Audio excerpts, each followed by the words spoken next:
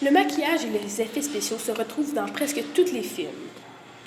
Ils se retrouvent surtout dans les films les plus iconiques de notre histoire du cinéma, comme des films des super-héros comme Batman ou Avatar, qui est les personnages bleus qui ont été tellement travaillés dans les effets spéciaux et dans le maquillage, et les grands films comme Harry Potter et Hunger Games qui font vraiment l'arrivée dans le cinéma d'aujourd'hui.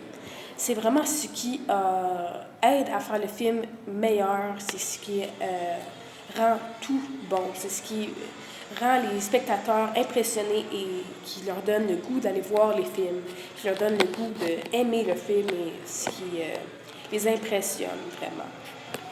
Le maquillage est aussi quelque chose qui aide les acteurs à se mettre dans la peau du personnage, à agir comme eux et à être comme eux. Donc, s'ils sont un monstre, ils ont le goût de crier parce qu'ils se sentent comme ça, parce ils ont de l'air de ça. Alors, comment ils ont fait pour s'y prendre? Donc, par exemple, pour le personnage de Edward, joué par Robert Pattinson dans le film Twilight, qui est un vampire. Donc, qu'est-ce qu'ils ont fait pour qu'il brille sous le soleil, ce qui était un des aspects pour le film, c'est qu'ils ont décidé de mettre des morceaux de lavabo, des morceaux de diamant qui faisaient qu'elle allait briller sous le soleil naturellement avec le soleil. Donc, c'est ça, le but, c'est vraiment que ça soit le plus naturel possible. Ensuite, ils vont sur les ordinateurs et ils font des effets spéciaux pour que ça ait l'air plus brillant et que ça brille encore davantage pour faire un meilleur résultat final.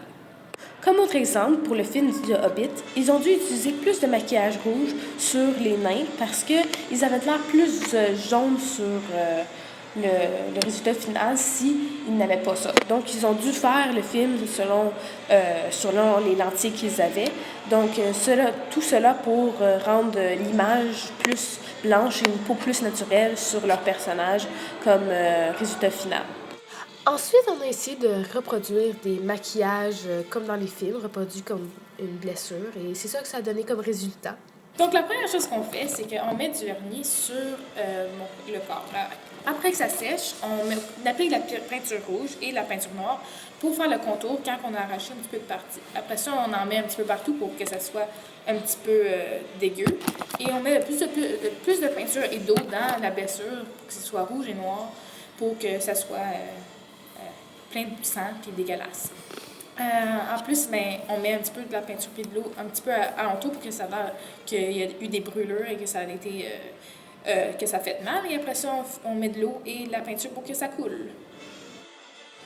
Vu que mes ressources étaient assez limitées, donc avec juste de la peinture comme de la gouache et du vernis, donc j'avais pas des instruments assez spéciaux pour faire des contours en latex et de faire des ressorts, donc c'est sûr que c'est pas le meilleur résultat, mais bon, en regardant des vidéos, ça m'a donné vraiment un aperçu sur comment faire.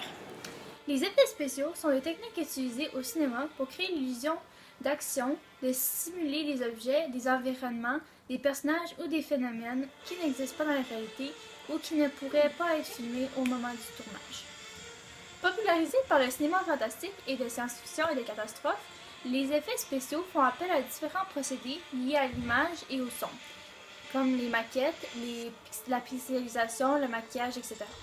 Ils peuvent être réalisés pendant le tournage ou après, en post-production. Les cinéastes utilisent les effets spéciaux pour des besoins divers. Pour reproduire une atmosphère, exemple la pluie, les chutes de neige et la brume.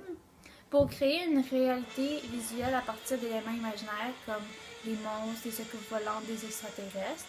Pour préserver l'intégrité des acteurs ou des décors, exemple des explosions, des accidents, de la violence, des catastrophes naturelles.